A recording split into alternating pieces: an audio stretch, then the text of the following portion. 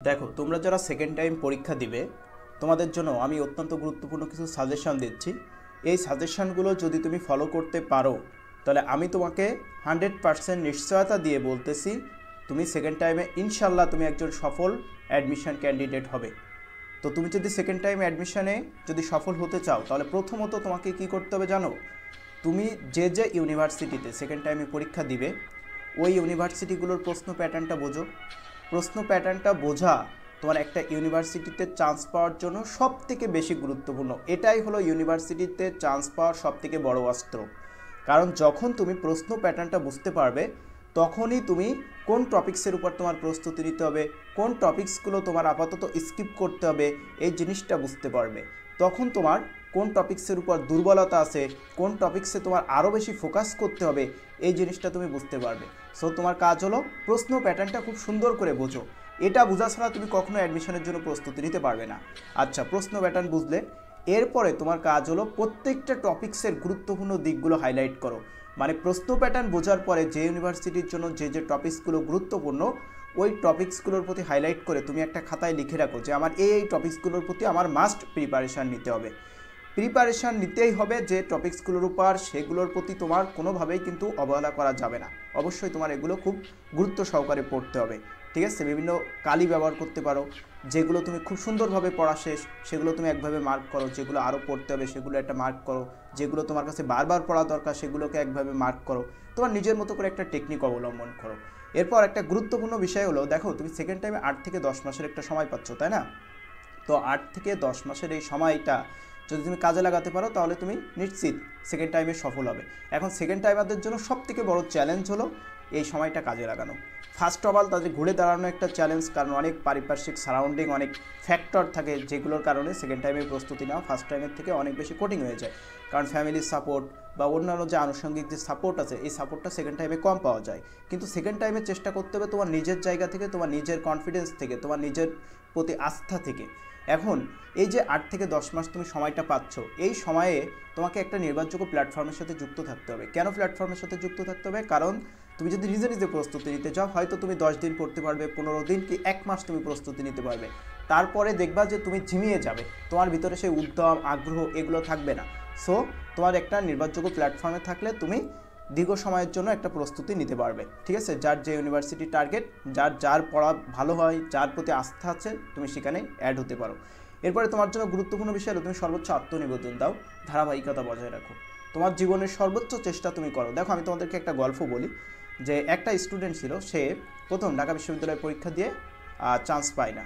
তো তখন সে কী করে, যেহেতু ঢাকা বিশ্ববিদ্যালয়ে দ্বিতীয়বার চান্স পরীক্ষা দেওয়ার সুযোগ নাই, তাই সে এইচএসসি পরীক্ষা দিয়ে সে আবার ঢাকা বিশ্ববিদ্যালয়ে পরীক্ষা দেয়, অর্থাৎ এইচএসসি পরীক্ষা দেয় দিয়ে সে আবার ফার্স্ট টাইমার হিসেবে ঢাকা বিশ্ববিদ্যালয়ে পরীক্ষা দেয়।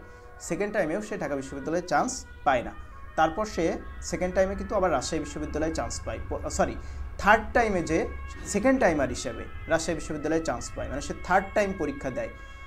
ফার্স্ট 2বার ঢাকা বিশ্ববিদ্যালয়ে পরীক্ষা দিয়েছে, চান্স পায়নি। পরবর্তীতে যে ওই যে নতুন করে এইচএসসিতে ভর্তি হয়ে তারপর কিন্তু রাজশাহী বিশ্ববিদ্যালয়ে চান্স পেয়েছে।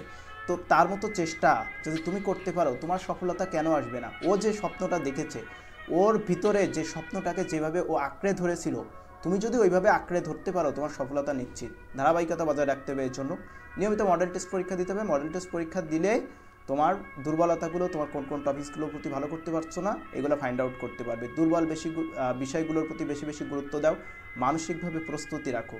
মনে রাখো ব্যর্থতা তোমার পরিচয় নয়, তোমার একটাই পরিচয়, সেটা হলো ঘুরে দাঁড়িয়ে সফল হতে হবে।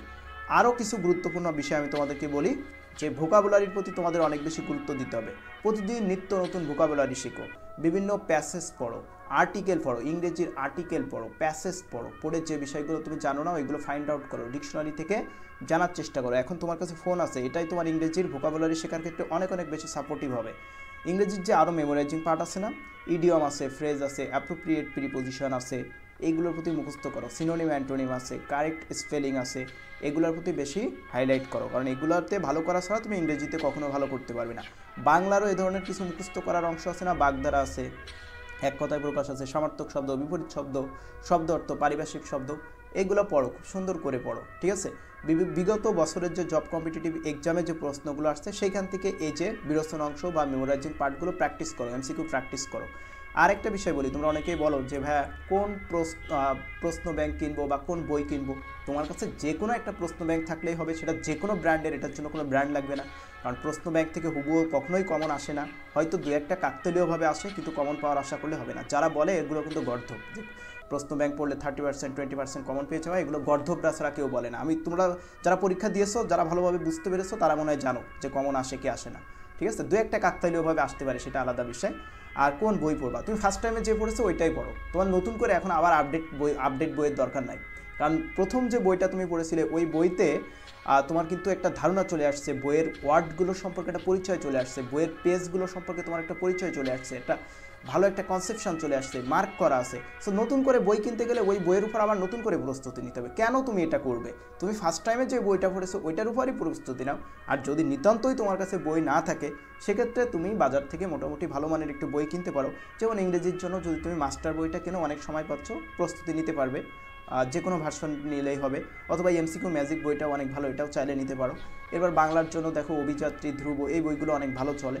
এই দুইটার থেকে তুমি যে কোনো একটা তোমার যেটা ভালো হবে তুমি সেটা নিতে পারো।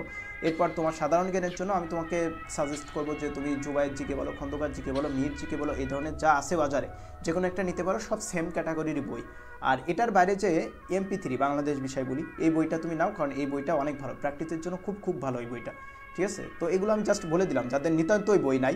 আর যাদের বই আছে, তোমরা ফার্স্ট টাইমের যে বইগুলো ছিল সেগুলো নিয়ে প্রস্তুতি নাও। তো এভাবে প্রস্তুতি নাও, 100% তুমি বেস্ট করতে পারবে, 100%, কোনো রদ নাই, তুমি 100% বেস্ট করতে পারবে। আমি তোমার সফলতার নিশ্চয়তা দিয়ে দিচ্ছি, ইনশাল্লাহ সেকেন্ড টাইমে তুমি সফল হবে।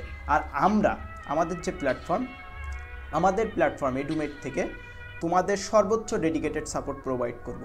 মনে রেখো, তোমাদের যদি কারোর মনে হয় যে আমার টাকা নাই, আমি প্রত্যন্ত এলাকায় বসবাস করি, আমার গাইড করার মতো কেউ নাই, ঠিক আছে, আমি ফার্স্ট টাইমে কিছুই বুঝতে পারিনি, আমি সব জায়গায় প্রতারিত হয়েছি, কোথা থেকে ভালো সাপোর্ট পাইনি, এমন যদি কারোর মনে হয়, তাহলে তোমরা মনে রেখো তোমাদের জন্য আমাদের এডুমেট পরিবার তোমাদের সাথে আছে।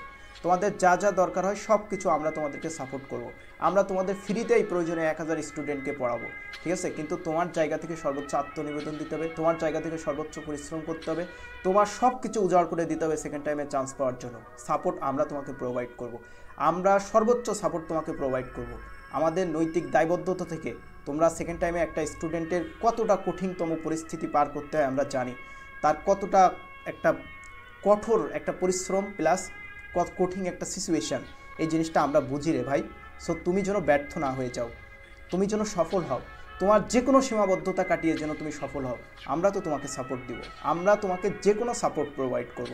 তুমি শুধু আমাদের পেজের সাথে থাকো, চ্যানেলের সাথে থাকো, আমাদের পেজে নিয়মিত যে ভিডিওগুলো দিচ্ছে, গাইডলাইনগুলো দিচ্ছে, এগুলো ফলো করো, 100% তোমার সফলতা অবধারিত, 100% তোমার সফলতা ইনশাল্লাহ অবধারিত। আমরা তোমার পাশে আছি রে ভাই, তুমি ভয় পেও না, তোমার পাশে আমরা আছি, আমাদের পুরো টিম আছে। রাজশাহী ভার্সিটির টপাররা আছে, আমরা যারা আছি সবাই কিন্তু আইন অনুষদের স্টুডেন্ট, IB-এর স্টুডেন্ট, ভার্সিটিতে সবাই টপ করা স্টুডেন্ট, পুরো ভার্সিটিতে প্রথম আমাদের ইউনিভার্সিটি একটা তোমাদের যে ইংলিশ ক্লাস নিয়েছিল পেইড ব্যাচে, ও হলো ভার্সিটিতে তোমার প্রথম হয়েছে বি ইউনিটে, ঠিক আছে।